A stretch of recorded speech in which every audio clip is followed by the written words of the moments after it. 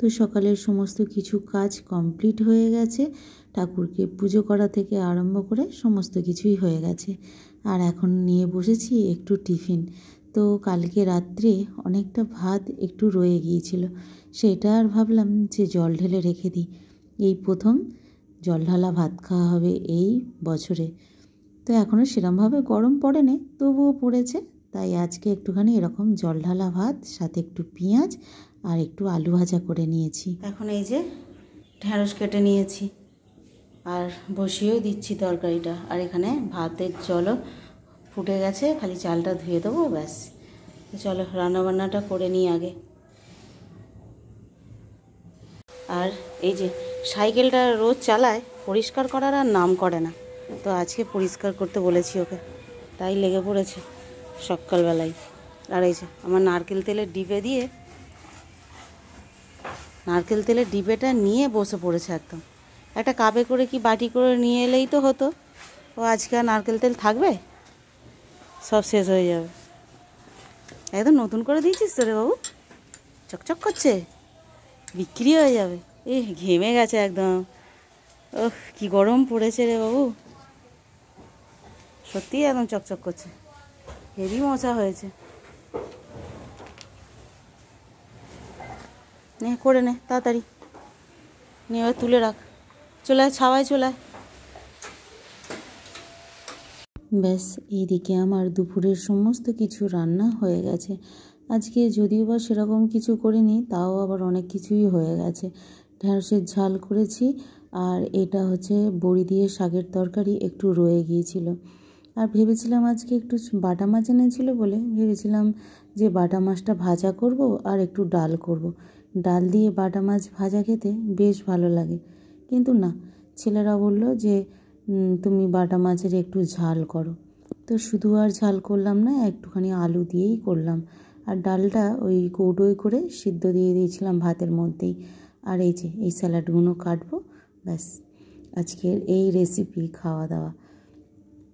তো চলো এবার দুপুরের খাওয়া দাওয়াগুলো কমপ্লিট করে নিই। এইগুলো কেটেই খেতে বসবো, সবাই এখন খাওয়ার জন্য অপেক্ষা করছে। এও দেখো কি সুন্দর রং খেলেছে সাদা গায়ে, কৃষ্ণাদির সঙ্গে এসেছে, এসে এখানে কৃষ্ণাদির জুতো পাহারা দিচ্ছে। দুপুরে খাওয়া দাওয়ার পর একটু রেস্ট নিয়ে সন্ধ্যার সময় একটু চা করে দুজনে খেলাম কর্তা গিন্নিতে। একটুখানি গল্প গুজব করে তারপর ভাবলাম যে না, রাতের রান্নাটা করে ফেলি। একজন গেছে পড়তে আর একজন গিয়েছিল খেলতে। তো তারপর যে যার বাড়িতে এসে এখন বলছে মা দুটো রোল কিনে নিয়ে আসি। আর এদের দু ভাইয়ের রোজ হয়েছে জানো বাইরের খাবার খাওয়া। যতই বাড়িতে করে দিই না কেন, রোজ তো আর এগুলো করা সম্ভবও হয় না। আর ওই একদিন করে বায়না করবে আজকে ম্যাগি নিয়ে আসি, নয়তো চাউমিন নিয়ে আসি, এইসব ব্যাপার। তো কর্তামশাই বুদ্ধিটা দিল যে তুমি রুটি যেকালে করছো, তো ওর মধ্যে ডিম দিয়ে একটুখানি রোল বানিয়ে দাও। আজকে আর ময়দার রোল করা হলো না, আমি তো আটা দিয়ে রুটিটা বানিয়েছি। তো তার জন্যই ডবল ডিমের অমলেট দিয়ে তারপর রোলটা করা হলো। আমিও করব না আর ওরাও ছাড়বে না। যেদিনকেই বলি একটু মুড়ি খানা, সেদিনকেই ব্যাস মুখ একদম অন্যরকম হয়ে যাবে আর বলবে যে আমাদের এখন খিদে নেই, আমরা কিছু খাবো না। এটা বললেও আবার ভালো লাগে না, তাই জন্যই করে দিতে হয় জোর জবরদস্তি। তো বললো যে করে দাও, আমরা এইগুলো করে নিচ্ছি, ওই পেঁয়াজ কাঁচা লঙ্কা কুচিয়ে ওইগুলো ওরা করে নেবে। কুচাতে পারবে না, আমাকে এগুলো একটু কুচিয়ে দিতে হবে।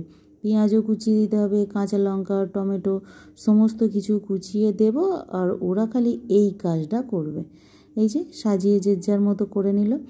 আর একটা ব্যাপার, একজন আবার সস খাবে তো আর একজন খাবে না, এরকম ব্যাপার। আমার ছোটো ছেলে একদম ওই টমেটো সসটা পছন্দ করে না। একদিকে ভালো, ও এটা শুধু খেতেই ভালোবাসে।